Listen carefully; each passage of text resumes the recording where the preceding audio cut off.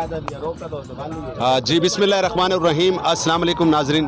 जी नाजरीन तुसां दे पे झोक टीवी वसेब दी आवाज़ और इन टाइम मैं मौजूद हाँ जनाब बहावलपुर दे नाल चन्नी गोट दे विच मौजूद हाँ और सारी बैक साइड तो तुहानू नज़र आंदा पई उसी सारी सकाफत दा हिस्सा एक दौर है अचार डेले पिंडू पीलू गुड़। असां इस टाइम एक गुड़ वाली दुकान ते मौजूद हैं। यकीनन ये वो सकाफत है जी सारी ख़त्म थी वेंदी पई है। समझ नहीं आती क्योंकि असां अपनी पुरानी रिवायात को क्यों छुड़ेंदे वेने हैं।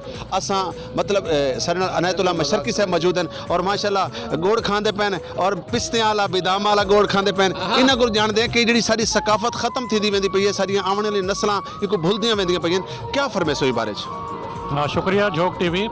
देखो ये ख़ास तौर पर बहावलपुर का जरा इलाका है अहमदपुर शर्किया तहसील चन्नी गोट, ये ख़ास तौर पर कमांड वास्ते बहुत मशहूर है क्योंकि इतों की जी ज़मीन है उनकी साख्त ऐसी है कि सब तो मिठा कमांड इतनी थींदे जैंदी वजह तो मकामी जो लोग हैं क्योंकि मिलने दे विच बहुत सारे मसाइल होंदे, ढेर सारे कट गिंदन, पैसे कट गिंदन, मिठास के नाते मुख्तलिफ तरीके वजन के नाते पैसे देने वधे।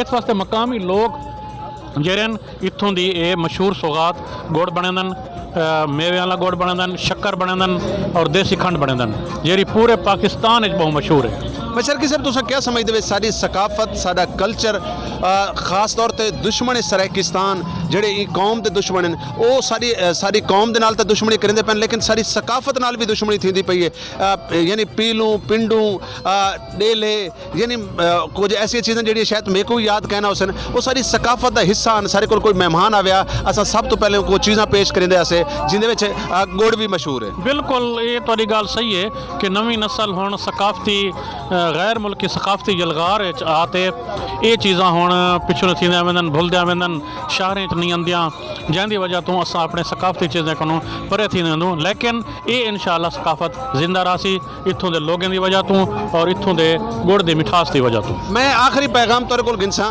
कि साडी जी नौजवान नस्ल है वो कल्चर के हवाले नाल सकाफत के हवाले नाल क्या पैगाम दे? कल्चर तो बुनियादी हिस्सा है। जब तक वो अपने कल्चर नाल सकाफत नाल ना जुड़ सन वो अपनी धरती नाल ना जुड़ सन और अपनी धरती नाल ना जुड़ सन तो वो मुहिब्बे वतन का ना हो सन, वो मुहिब्बे सराइकी ना हो सन, वो मुहिब्बे धरती ना हो सन। हाँ जी खवातीनो हजरात जड़ियाँ कौमां अपनी सकाफत को अपने कल्चर को भूल वेंदियां यकीनन उनका नामो निशान निभी नहीं रहता। सबको चाहिए कि अपनी सकाफत को अपने कल्चर को उजागर रखूँ और अपने कल्चर और अपनी सकाफत के नाल जुड़े रहूँ। सनल भाई दुकानदार भी मौजूद है इन्हें को जानते हैं कि कितने गुड़ विक वेंदा डेली का? अल्हम्दुलिल्लाह तरीक चंगी बाढ़ वेने माशाल्लाह रोज़ ही शाम को बाढ़ वेने इंशाल्लाह 500-700 रुपया तरीक बाढ़ वेने। लेकिन महंगाई बहुत ज़्यादा है उनकी वजह नाल ना थोड़ी जी सेल घट वेनी दुकानदारी घट थी वेनी। अगर महंगाई थोड़ी जी घट हो तो भला सेल ज़्यादा बढ़ वेनी रोज़ ही ठीक बढ़ वेनी अल्हम्दुलिल्लाह। अच्छा अक्सर जो लोग आखिरी सवाल करे सर जो अक्सर लोग तेरे को गुड़ गिनने वास्ते आते हैं वो तो गुफ्तगू सराइकी करेंदे पंजाबी करेंदे उर्दू करेंदे तुम क्या समझते हो कि गुड़ खरीदने वास्ते तेरे को ज़्यादातर सराइकी आते हैं या तो इलावा लोग भी आते हैं? सराइकी भी आते हैं माशाल्लाह। असां जेड़ी जबान सराइकी असां नाल सराइकी बोलना चाहते हैं तो साढ़े को पुछते हैं तुसां सराइकी थी वे कौन थी और सराइकी जबान नाल बोले शहर दे भी आने बहुत परे परे दे लोग आने। चन्नी गोट मार्केट गुड़ दी मशहूर है पूरी दुनिया दे मशहूर है हर पासे दे लोग आते नहीं तो गुड़ गिनते चन्नी गोट का गुड़ मशहूर गुड़ है।